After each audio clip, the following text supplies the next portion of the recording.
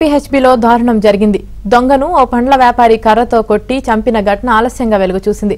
స్థానిక అడ్డగుట్టలో అరటి పండ్ల వ్యాపారం చేస్తున్న మొహమ్మద్ ఉస్మాన్ దత్తు అనే దొంగతో పరిచయం ఉంది.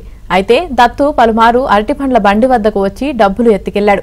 అంతేకాకుండా ఇటీవల ఉస్మాన్ సెల్ ఫోన్ను సైతం దత్తు చోరీ చేశాడు. శుక్రవారం తిరిగి అరటి పండ్ల బండి వద్దకు వచ్చిన దత్తుతో ఉస్మాన్ వాగ్వాదానికి దిగాడు. అక్కడే ఉన్న కర్రతో దత్తుపై దాడి చేశాడు.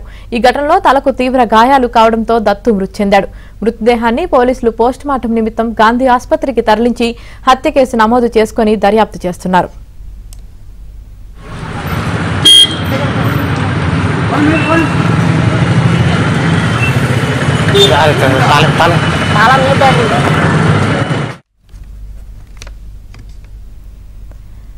హైదరాబాద్ KPHBలో దారుణం జరిగింది. దొంగను ఓ పండ్ల వ్యాపారి కర్రతో కొట్టి చంపిన ఘటన ఆలస్యంగా వెలుగు చూసింది. ఇదే విషయానికి సంబంధించి మరింత సమాచారం మా క్రైమ్ కరెస్పాండెంట్ శశి అందిస్తారు. శశి, దొంగను పళ్ళ వ్యాపారి కర్రతో కొట్టి చంపారు. ఈ ఘటన KPHB పోలీస్ స్టేషన్ పరిధిలో చోటు చేసుకుంది. ఇక KPHB పోలీస్ స్టేషన్ పరిధిలో మొహమ్మద్ ఉస్మాన్ అనే వ్యక్తి ఈ అరటి పళ్ళకు సంబంధించినటువంటి తోపుడు బండి నడుపుతూ ఉన్నాడు. తోపుడు బండి మీద అరటి పళ్ళను ఉంచుకుని వాటిని అమ్ముతూ జీవనం సాగిస్తూ ఉన్నాడు. సో ఇతను అడ్డగుట్ట వద్ద తన తోపుడు బండిపై వ్యాపారం చేస్తున్నట్టుగా తెలుస్తోంది. అయితే ఈ ఉస్మాన్ కి దత్తు అనేటటువంటి ఒక చిల్లర దొంగతో పరిచయం గత కొంతకాలంగా ఉంది. ఇతని మధ్య కూడా మాటలున్నాయి. మరోవైపు ఉస్మాన్ షాప్ వద్దకి ఈ చిల్లర దొంగ దత్తు అప్పుడప్పుడు వస్తూ పోతూ ఉండేవాడు. సో ఇలాంటి నేపథ్యంలో ఉస్మాన్ పళ్ళబండి వద్దకు వచ్చినటువంటి సందర్భంలో దత్తు దొంగతనాలకు పాల్పడేవాడు. ఆ తర్వాత ఉస్మాన్ కి సంబంధించినటువంటి గల్లా కట్టెల నుంచి డబ్బులు ఎత్తుకుని వెళ్లేవాడు. సో ఇలా పలుమార్లు జరిగినటువంటి సందర్భంలో అప్రమత్తమైనటువంటి ఉస్మాన్ అప్పటికే దత్తుని హెచ్చరించేటటువంటి ప్రయత్నం అయితే చేశారు. అయితే అట్లా హెచ్చరించిన తర్వాత గత కొద్ది రోజుల క్రితం, అంటే చాలా వరకు ఇక దత్తు ఉస్మాన్ షాప్ వద్దకు రాకుండా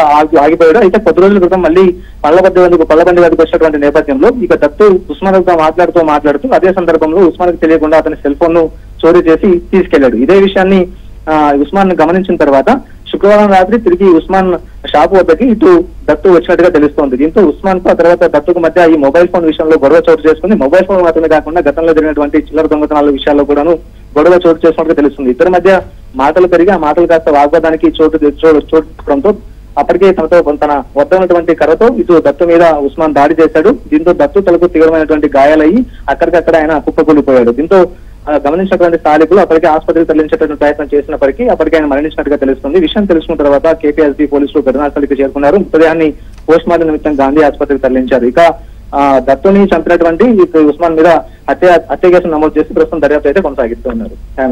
రైట్, థ్యాంక్ యూ శశి.